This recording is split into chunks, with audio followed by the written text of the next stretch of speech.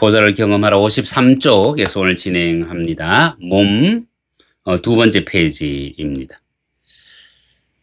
여러분 결코 몸의 중요성을 간과하지 마시고 일상생활 가운데서 피곤하고 지치면 그 지친 몸으로 하나님 앞에 기도하기 위하여 애쓰는 것이 아니고 먹고 자고 쉬고 그래서 육체의 회복이 있은 후에 여러분들이 하나님께 기도하고 하나님을 찬양하고 때로는 우리가 그런 지혜가 우리에게는 필요합니다. 그래서 53쪽 두 번째 챕터 엘리야는 갈멜산에서 바알 선지자 450명과 대결했습니다.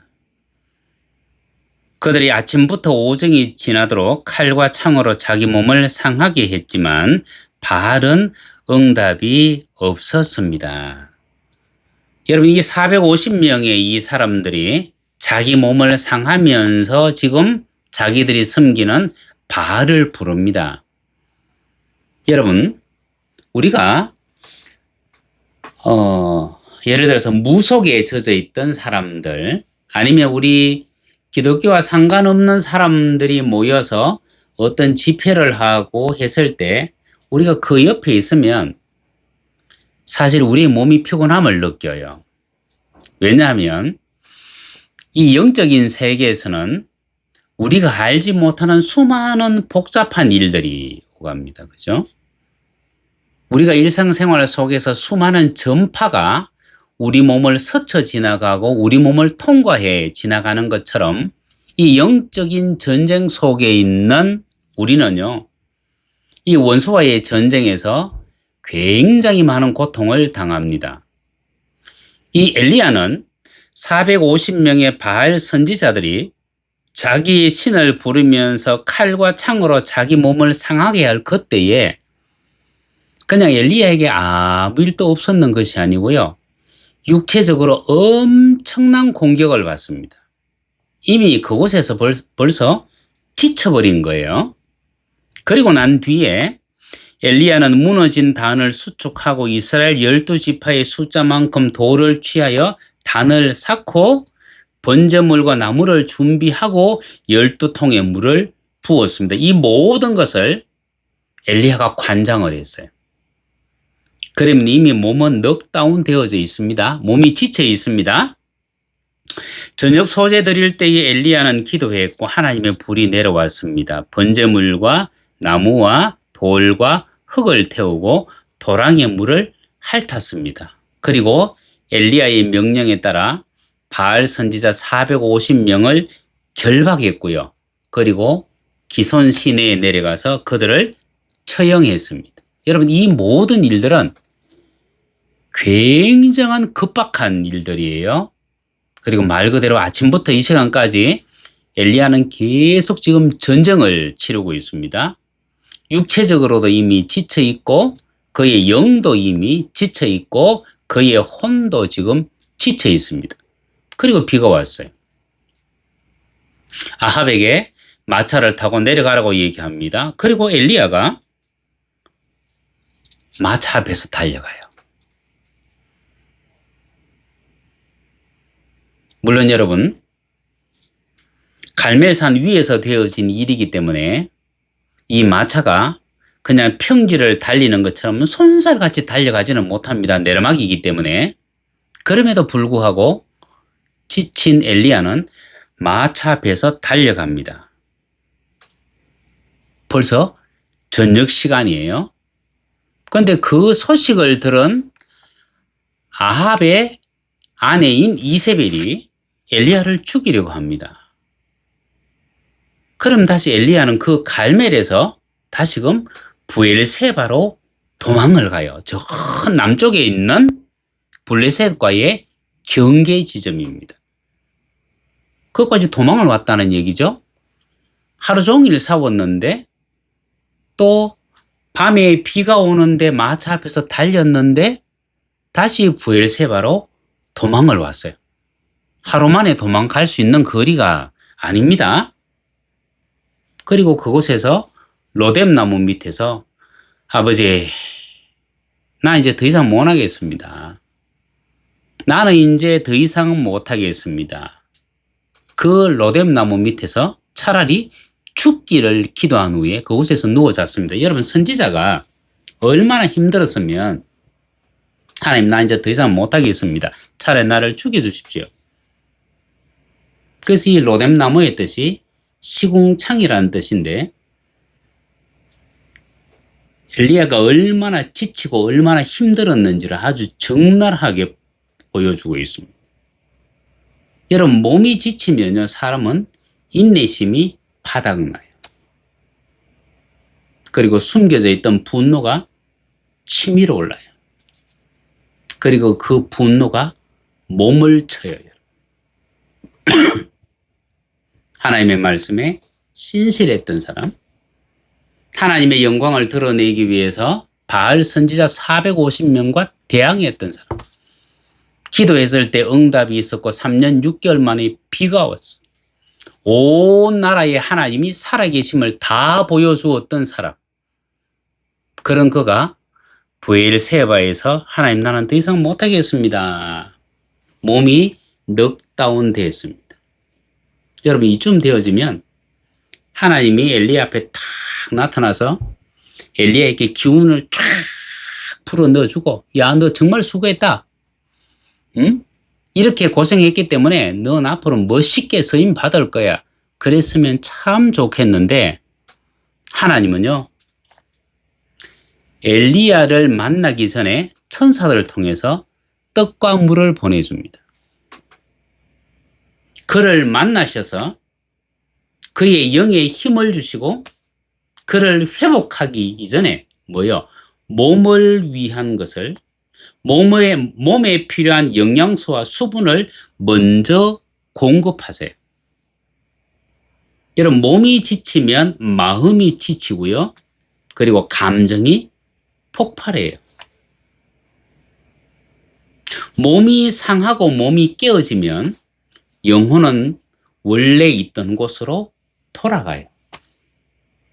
그래서 하나님은 이 몸을 회복하는데 최우선점을 뒀습니다. 그래서 떡과 물을 먼저 보내주셨고, 엘리야는 그것을 먹고 필요한 영양소와 수분을 다 공급한 다음에 힘을 내어서 40일 동안 걸어서 하나님의 산 호렙에 도착합니다. 그리고 그곳에서 하나님을 만났어요. 몸을 회복하는 것이 우선입니다. 몸이 신앙생활에 있어서 얼마나 중요한지 여기서 적나라하게 보여주고 있죠. 여러분, 엘리야는 분명히 위대한 선지자입니다.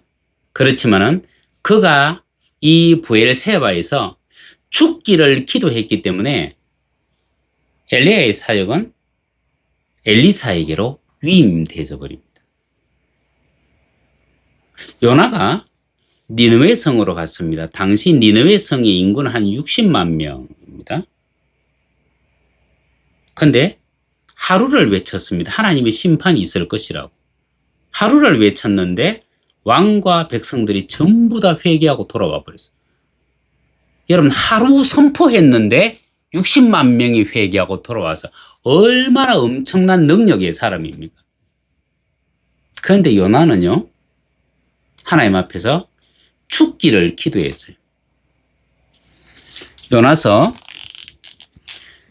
4장 3절 말씀, 여호와의 원컨대 이제 내 영혼을 취하소서, 사는 것보다 죽는 것이 내게 나음이니이다. 여러분은 물고기 뱃속에서도 살아났던 사람이에요. 하루 외쳐서 60만 명을 회개시킨 사람이에요. 그런데 그가 하나님, 내게 죽는 것이 낫습니다.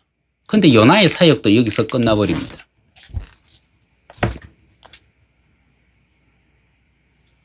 그가 죽기를 구하지 아니했으면 하나님 앞에서 얼마나 크게 서임받았을까. 엘리야도 마찬가지. 이세벨에 쫓기던 그가 스스로 죽기를 구했기 때문에 그의 사역은 엘리사에게로 넘어가 버립니다. 여러분, 우리는 지친 몸으로는 아무것도 할 수 없어요. 몸이 지치면 위대한 선지자들도 실수할 수 있다는 것을 보여줘요. 요나가 실수했고 엘리야가 실수했습니다. 여러분, 몸은 우리에게 깊고 지속적인 슬픔을 이야기할 수도 있고 깊은 수치심을 줄 수도 있습니다. 또한 우리의 몸은 뭐냐면 죄의 수단이면서 죄가 머무는 곳이면서 동시에 하나님의 영광이 머물 수 있는 곳으로 만들어야 되는 것이 우리 믿는 자들의 사명입니다. 여러분, 샘 올베리라고 하는 분이 썼는 책인데 하나님은 우리 몸에 대해 뭐라고 말씀하실까? 이 책에서 이 저자분이 오늘 제가 이 본문에서 썼던 이 부분 읽어드립니다. 앞에서 사용했던 표현대로 우리 몸은 언제나 죄악된 본성의 시작점이 된다. 바울이 몸을 사망의 몸이라고 표현한 것은 놀랄 일이 아니다. 몸의 모든 부분은 죄의 수단이자 죄가 머무는 곳이 되었다. 그럼에도 불구하고 우리는 어떻게 해야 된다? 우리 육신의 모든 부분은 어떤 방식으로든 죄를 섬기도록 압박받는다. 지금 이것이 바로 그리스도인으로서 우리 몸의 모든 부분을 성실하게 그리스도를 위해 구별해야 하는 이유이다. 여러분, 우리의 몸은 죄를 짓도록 압박을 받는데요. 그러면 우리 몸을 그냥 버려두는 것이 아니라 우리 몸에 하나님의 영광이 임하도록 우리는 우리 몸에 대하여 책임을 져야 된다. 그러므로 자기를 지으신 분이 하나님이심을 안다면 몸에도 특별히 신경을 쓰고 조심하고 살피고 보존해야 합니다. 내가 이 땅에서 몸이 깨어지고 내가 죽으면 성령 하나님께서 이곳에 임할 성전 하나가 없어지는 거예요. 그죠?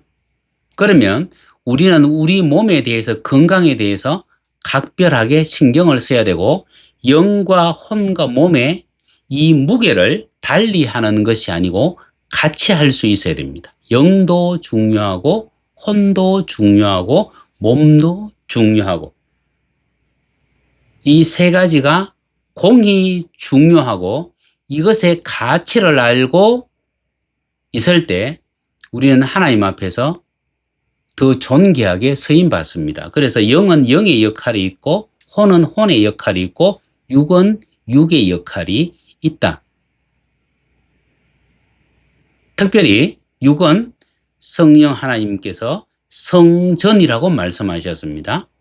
하나님이 발을 딛고 하나님이 안에 임하시기 때문입니다. 그래서 육체를 소홀히 하는 죄를 하나님 앞에 범하지 아니하도록 각별하게 조심할 수 있는 사람이 되어야 할 것입니다.